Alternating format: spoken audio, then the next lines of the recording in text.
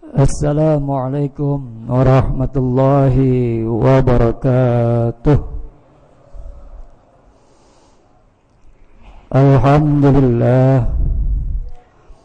Alhamdulillahilladzi istafa Muhammadan min waladi Adam fa arsalahu basyiran wa nadhira wa ja'ala islama dinahul ladzi irtadah khatimatasy syara'i ila yaumiddin. Asyhadu an la ilaha illallah wahdahu la syarika lah wa asyhadu anna Muhammadan abduhu wa rasuluh, amma ba'd. Saudara-saudaraku jemaah Masjid Agung Al-Azhar rahimakumullah, senantiasa kita memanjatkan puji syukur kepada Allah dan salawat atas Rasulnya Nabi Muhammad sallallahu alaihi wasallam, karena sampai detik ini kita dapat merasakan rahman dan rahimnya Allah kepada kita semua.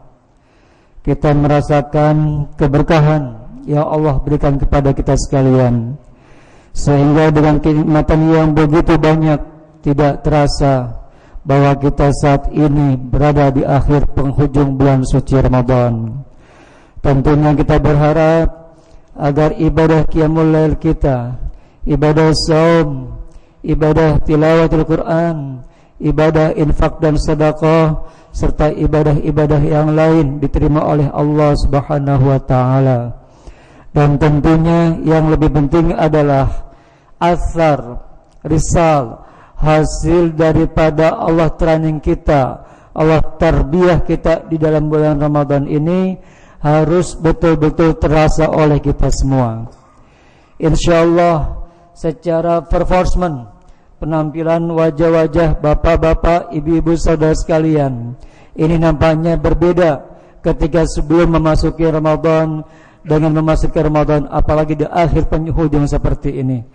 Mudah-mudahan ini mencerminkan ketawaduan, mencerminkan tentang penghambaan diri, bahwa kita semata-mata di dalam bulan Ramadan ini muqarabatullah, dekat kepada Allah Subhanahu wa taala. Maka oleh karena itu, karena kedekatan kita kepada Allah, saya mengambil sebuah hadis untuk saya sampaikan pada kesempatan malam hari ini, yaitu tentang pengertian orang yang cerdas. Suatu ketika Rasulullah sallallahu alaihi wasallam bertanya kepada para sahabatnya, siapakah orang yang cerdas itu? Jawab sahabat, orang yang cerdas itu ialah orang yang sukses di dalam hidupnya. Jawab Rasulullah, tidak. Lalu sahabat yang lain menjawab, orang yang cerdas itu ialah karirnya pada top leader pada sebuah perusahaan. Tapi jawab Rasulullah, bukan itu yang dikatakan orang yang cerdas. Justru yang cerdas di sini yang diinginkan oleh Rasulullah ialah cerdas rohaniah, bukan cerdas materi atau duniawiyah. Duniawi kita dapat dikatakan kebanyakan orang yang cerdas sukses untuk mengarungi kehidupan ini.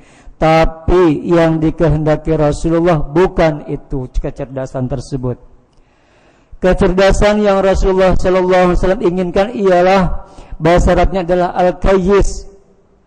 Singkat hadis tersebut riwayat Imam At-Tirmidzi ialah al-kayyisu man dana nafsahu wa amila lima ba'dal maut. Yang disebut dengan orang cerdas itu ialah dia bisa menghandle dua hal ini. Pertama, dia bisa mengendalikan hawa nafsu. Yang kedua, dia bisa mempersiapkan diri untuk menghadapi kematian hari esok. Yang pertama, orang yang cerdas itu adalah orang yang dapat mengendalikan hawa nafsu. Ini merupakan sangat penting saudara itu sekalian, karena melihat fenomena yang ada, kebanyakan masyarakat kita, masyarakat Indonesia, semuanya ini sudah kebablasan. Banyak mengikuti hawa nafsu.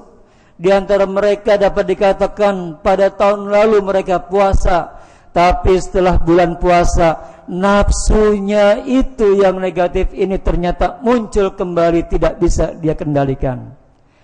Seperti nafsu yang mendominasi di dalam diri kita yang negatif, Itu paling tidak ada 4 macam nafsu negatif yang harus kita kendalikan pasca Ramadan ini. Kalau dia bisa mengendalikan, maka dia disebut orang yang al-qayyis. Pertama disebut dengan nafsu hewani. Hewani ini sifatnya adalah seperti dia serakah. Dia tidak punya rasa malu. Seperti binatang monyet. Ketika dia mendapat makan, dia makan simpan tenggorokannya. Dapat dia simpan tangan kanannya, tangan kiri, kaki kanan, kaki kiri. Pertanyaannya adalah, adakah manusia yang seperti itu? Jawabannya bukan ada, tapi banyak. Artinya apa? Di dalam diri kita ini mendominasi nafsu hewaniyah. Yang kedua, sifat monyet yang atau sifat binatang yang lain ialah serakah. Pertanyaannya adalah, adakah manusia yang serakah? Jawabannya bukan ada, tapi bahkan banyak. Jadi nafsu hewan itu mendominasi di dalam diri kita. Ini peringkat nafsu yang terendah. Lalu masuk pada klaster yang kedua, nafsu sabu'iyah. Sifat nafsu sabu'iyah ini adalah melakukan pembunuhan, membuat keonaran. Pertanyaannya adalah, adakah manusia yang membuat onar atau melakukan pembunuhan? Maka jawabannya adalah banyak.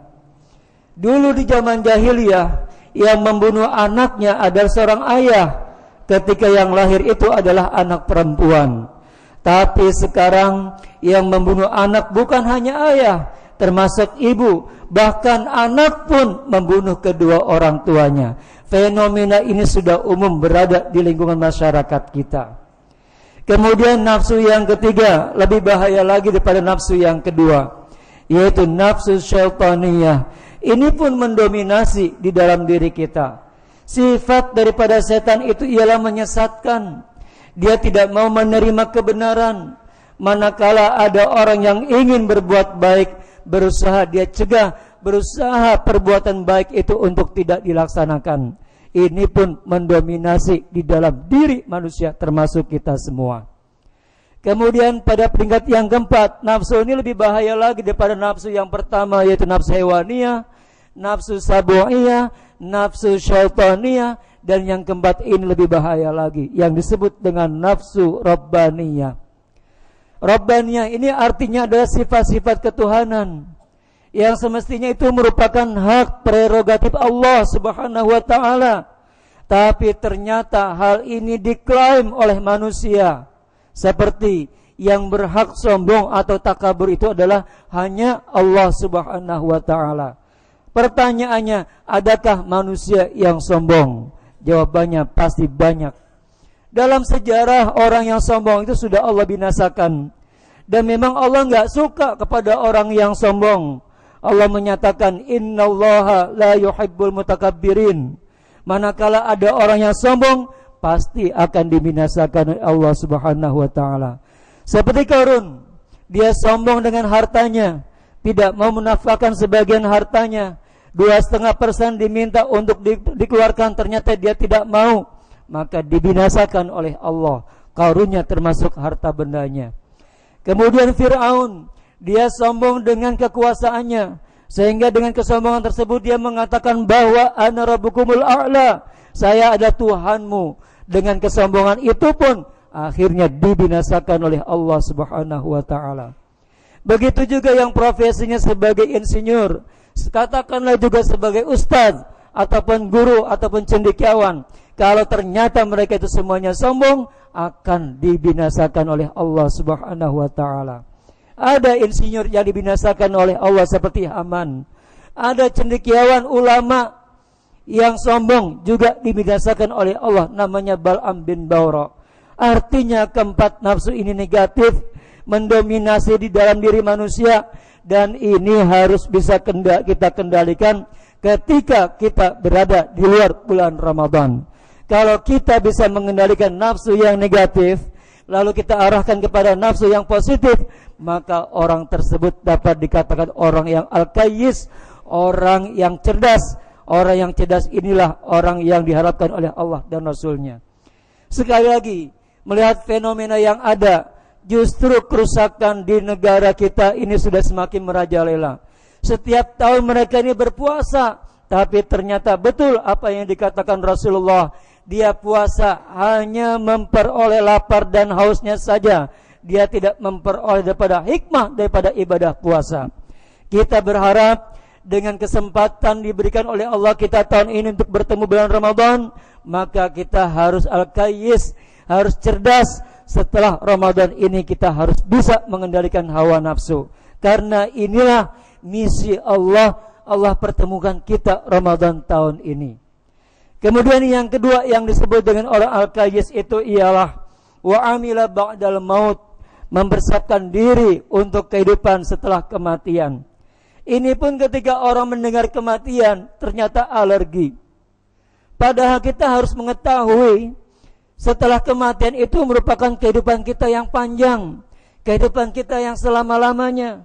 Bahkan orang yang meninggal sampai sekarang pun mereka ini berada di alam penantian atau barzah tersebut sekian ratus tahun, bahkan sekian ribu tahun lagi. Karena mereka ini pada waktu katakanlah tidak tahu tentang kehidupan di sana.